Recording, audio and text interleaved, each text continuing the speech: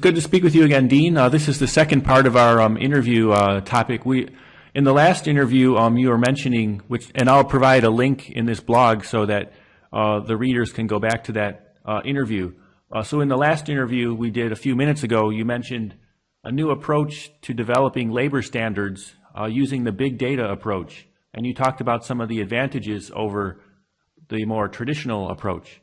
Can you go into more detail on that? Yeah, certainly. So if we look at traditionally how labor standards have been developed, generally you'll take an industrial engineer, they'll take a stopwatch, they'll go out on the floor and they'll spend, let's say, 8 hours for each process that's being performed. They'll take their observations, their studies, they'll come back, they'll analyze that, and they will then build out a model that says how long this job should take based on the different types of work being performed. And that approach has been kind of an industry norm, and it's probably the best approach you can have based on a scarcity of data that's available. What's happened now is that data is becoming so common, there's so much of it available that it starts opening up new approaches that we didn't have in the past. And so the approach that we tend to take with our customers, and I'd probably say 70% of our customers will take this approach, 30% will continue to use industrial engineer, is you let the data basically look for correlation to tell you how much time you should be giving for each of the variables in the work being performed. So if we think about a process, let's say picking, and I am going to a location, I pick 1 unit, and you go to a location, you pick 100 units. If we're just looking at a single metric, so cases per hour or lines per hour, those standards aren't going to be fair. So if I picked 1 case at a location and went on, my lines per hour is probably going to be pretty high compared to yours because I just grabbed a case. But if our metric is cases per hour, you picked 100 cases at that one location, I only picked 1, your cases per hour is going to be much higher than mine. Therefore, neither one of those are going to be a fair and accurate labor standard. So the first thing we need to do is, whichever approach we're taking, is look at what are the variables or the metrics that impact how long it's going to take me to do a job.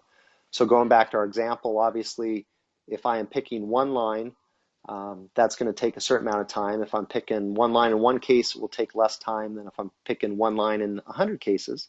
So in that example, I might want to give them time for each line that they pick, plus additional time for each case. Therefore, each of us can get a fair amount of time to do that job.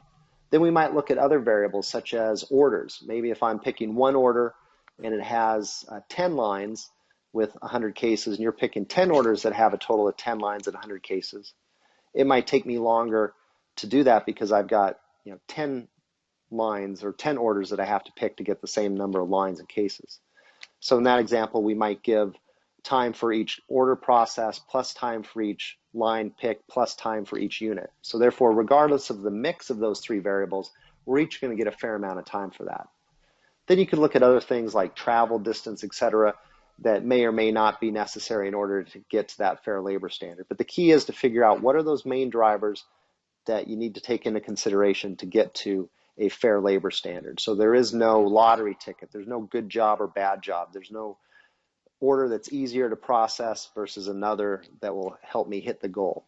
There should basically be a common, if I'm an employee that tends to hit 100%, I should hit 100% regardless of the types of work, types of jobs I'm doing. That's the goal, is to get to that fair labor standard.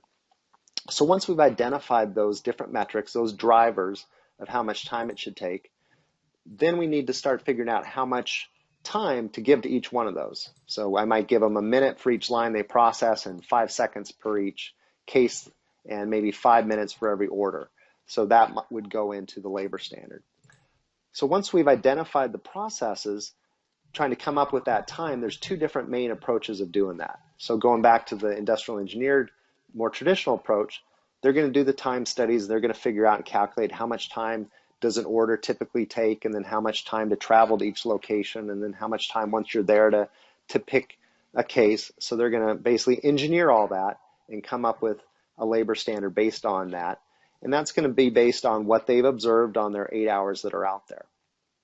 The big data approach is going to take a different way of getting to the same information. It's going to bring in, let's say, hundreds of thousands of examples of somebody doing the job, different people doing the job, the different types of product, and then let the computer system go through, analyze that data, and come up with what will give you the tightest amount of time, the tightest variance. So when all these different people do the job, if I give them a certain amount of time for each of those variables, the results are as tight as possible. And we look at it by each individual employee and come up with a very tight labor standard. So that tells you how to weight the different variables. And then the only thing left to do is figure out how hard to set that benchmark or that standard against how they're currently performing. And this is one advantage that you might have with the traditional engineer approach. An engineer is going to give you a standard based on what they think should be fair, where big data is just going to look at, here's what's currently going, what's currently happening out there. And then we can set that stretch goal as an improvement over what they're currently doing, or we could look at our top 20% of employees and say we're going to set that standard based on what the top 20% are achieving. So however the company wants to determine how high to set that bar, then they're going to base the standards on that. So the advantage of the industrial engineered approach is you've got some humans saying, I think they can do 30% more than what they're doing.